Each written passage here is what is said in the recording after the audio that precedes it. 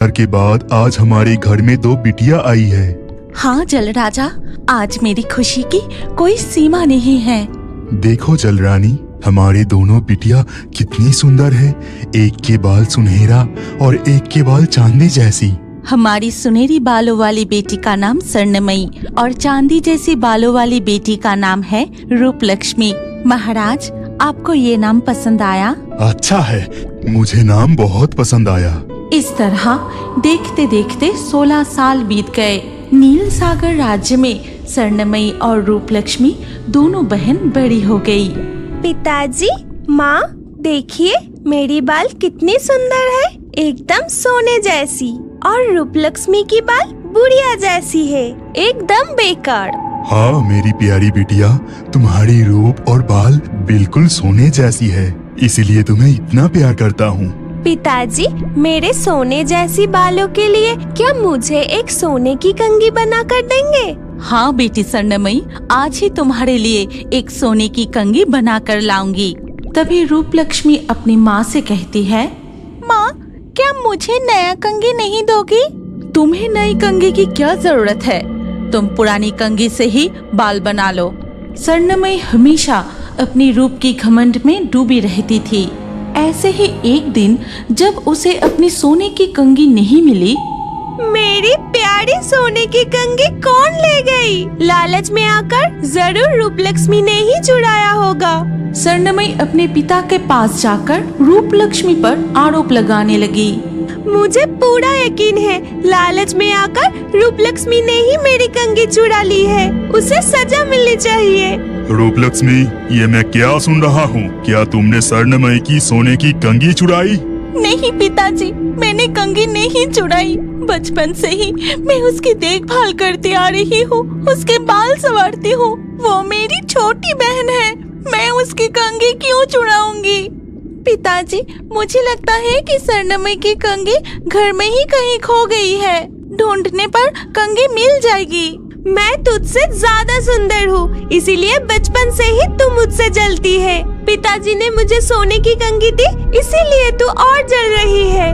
मेरे महल में, मेरे राज्य में चोर के लिए कोई जगह नहीं। अगर तुम मेरी बेटी ना होती, नहीं तो अभी के अभी तुम्हें इस राज्य से निकाल देता। पिताजी के मुंह से इस तरह के बातें और झूठा आरोप सुनकर रूपलक्ष्मी रोती हुई सागर राज्य छोड़कर दूर एक नदी में चली जाती है। बचपन से ही माँ पिताजी स्वर्णमयी को ज्यादा प्यार करते हैं। मैंने कभी जाल को ऊपर उठाते ही वो देखती है उसमें कोई मछली नहीं, एक बड़ा सा जल परी फंसी हुई है। लेकिन जल परी उस चुड़ैल को देख नहीं पाई। मुझे इस तरह से बंदी बना के पानी से बाहर कौन लाया? जल्दी से मुझे रूप बदलना पड़ेगा।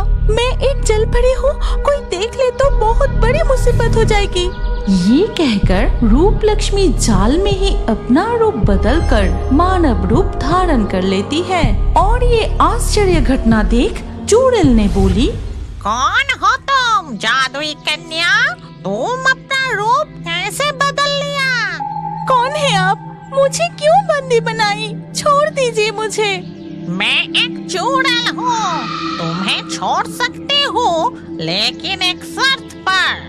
तुम्हें मुझे रूप बदलने की मंत्र सिखाना होगा। अच्छा ठीक है, अब मुझे छोड़ दीजिए। चुड़ैल उसके ऊपर से जाल हटा देती है।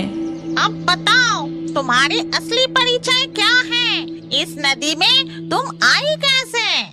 फिर रूपलक्ष्मी अपनी असली पहचान बताती है और उसकी जीवन की पूरी दुख भरी कहानी चुड़ैल को बताने लगती है। मैं चुड़ैल हूँ, पर तुम मुझ पर भरोसा कर सकती हो।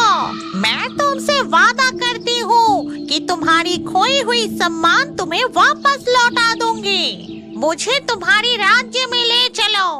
फिर मत्स्य कन्या रूपलक्ष्मी चुड़ैल को लेकर नील सागर जल राज्य में लौटती है। अब तुम महल में लौट जाओ, मैं सब कुछ ठीक कर दूंगी। देखना, कोई तुम्हें अब कभी अपमानित नहीं करेगा। ये सुनकर रूपलक्ष्मी अपने महल की ओर चली जाती है। तभी चुड़ैल महल के सामने एक चट्टान के पीछे छुप जाती है और उधर तब जल रानी पता नहीं रूप लक्ष्मी रोती हुई कहाँ चली गई। कल स्वर्णमयी को कौन सजाएगा?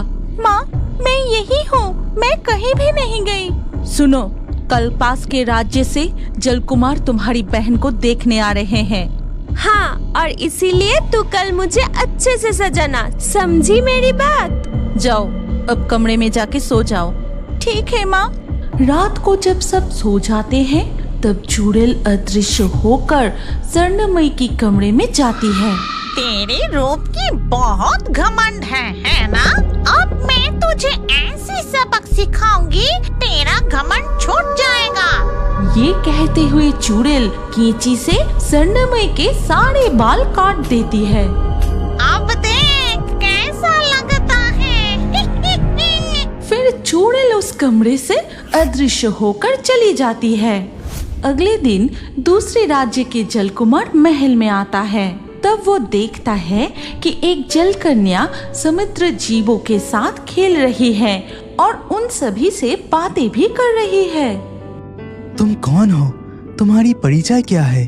क्या तुम इन समुद्री जीवों की भाषा समझ सकती हो? उनसे बात कर सकती हो? हाँ, बचपन से यही मेरी साथी है। ये सब मुझे बहुत प्यार करते हैं। इनके साथ खेलते खेलते इनके साथ बातें करना सीख ली है। समुद्री जीवों के प्रति तुम्हारा प्रेम देखकर मैं बहुत खुश हूँ। तुम्हारा नाम क्या है? मैं रूप लक्ष्मी, इस राज्य की बड़ी राजकुमारी। फिर रूप लक्ष्मी और हीरकजती काफी देर तक एक दूसरे से बातें करते हैं। रूप लक्ष्मी हीरकजती को सामुद्रिक जीवों की भाषा सिखाती है। इस तरह से कुछ ही पलों में हीरकजती और रूप लक्ष्मी के बीच गहरी दोस्ती हो जाती है। रूप लक्ष्मी, मुझे तुम बहुत पसंद आई। मैं तुमसे विवाह करना चाहता हूँ। क्या तुम मुझसे विवाह करोगी? रूप लक्ष्मी अपने मन की बातें कहने ही वाले थी कि तभी महल से स्वर्णमयी की चीखें सुनाई दे। और उसकी बाल एकदम रेशम की जैसा है, उससे ही मैं शादी करूँगा। इतना कहकर जलकुमार नीलय वहाँ से चला गया। और कुछ दिन बाद एक दिन जब मणिमाला फिर से देर तक सो रही थी, तब उसकी माँ कमरे में आती है और उसे कहती है, अरे मणिमाला, जल्दी उठ बेटी। मुझे तो यकीन नहीं हो रहा है कि तेरी किस्मत इतनी अच्छी है। उफ, अरे माँ, क्या हुआ है? इतना क्यों चिल्ला रही हो? अरे तू जल्दी बिस्तर से उठ, तेरे सपने सच होने वाला है। उत्तरी राज्य का जलकुमार तुझे पसंद करने लगा है और वो खुद शादी का प्रस्ताव लेके यहाँ आया है। क्या सच में माँ? तो फिर मैं अभी सच धज के तैयार होके आती हूँ। फिर उसकी माँ कमरे से निकल के दूसरे कमरे में जाते ही, अरे राजकुमार, आपने तो कुछ भी नहीं खाया, इसमें से कुछ तो खा लो, मणिमाला अभी आ जाएगी। मैं तो सिर्फ मणिमाला को देखने यहाँ आया हूँ। खाना पीना बाद में होगा। उस दिन मैं मणिमाला को सिर्फ दूर से ही देखा था। बातचीत चलते वक्त मणिमाला भी वहाँ आ जाती है। आ बेटी, इधर आ। ये है उत्तरी राज्य की राजकुमार। ये क्या? ये राजकुमार तो बिल्कुल बदसूरत है।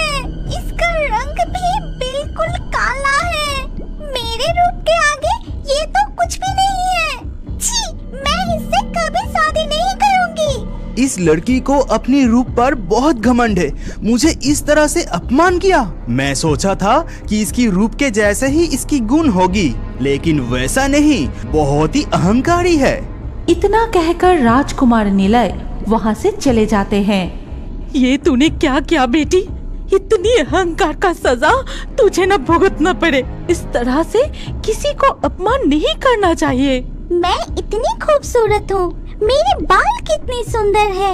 जरूर कोई ना कोई सुंदर सा राजकुमार मुझे मिल ही जाएगा। ऐसे ही दिन बीतते गए और मणिमाला सुंदर राजकुमार की प्रतीक्षा करती ही रही और हर समय सजती संवरती रही। एक दिन मणिमाला नदी के किनारे बैठ के अपने बालों को सुखा रही थी। तभी नदी के किनारे पेड़ पर एक चुड़ैल बैठी थी। वो जलपरी कितनी खूबसूरत है, कितनी सुंदर बाल है उसकी। मुझे उसे और उसकी रेशमी बाल छूकर देखने की बहुत इच्छा हो रही है। ये सोचते हुए चुड़ैल ने एक छोटी लड़की की रूप धारण किया और जल बदसूरत है। इस समय वो फूल लाने गई है। मैं पानी के अंदर चली जाती हूँ, फिर वो मुझे छूना तो दूर ढूंढ भी नहीं पाएगी। इसके बाद मणिमाला पानी में चली गई और छोटी लड़की फूल लेकर वापस आ गई। तब चला गया, मुझे झूठ बोलकर, झूठी आशा दिखाकर मुझे काम करवा के पानी में चला गया। उसकी अपनी रूप पे बहुत घमंड है। इतना कहकर चुड़ैल अपने रूप में आ जाती है। फिर घमंडी जल पड़ी, मैं तुम्हें श्राप देती हूँ।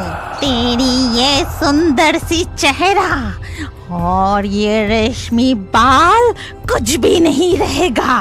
अगले दिन सुबह जब मणिमाला नींद से उठी तब अचानक वो चिल्लाने लगी। माँ, माँ, ये क्या हो गई मुझे? माँ बचाओ मुझे, माँ, माँ। मणिमाला की चीखें सुन के उसकी माँ आके बोली, अरे क्या हुआ, इतना क्यों चिल्ला रही है? देखो माँ, मेरी सारे बाल झड़ के बिस्तर पर गिरी है और मेरे हाथ देखो कैसे जली हुई घाव की तरह बन गई है। सिर्फ तेरे हाथ में नहीं, तेरे चेहरा भी घाव से भर गई है। ये सब कैसे हो गई? अब मेरा क्या होगा? तू चिंता मत कर, चल हम जल देवता के पास जाते हैं। वो जरूर कुछ न कुछ इसके उपाय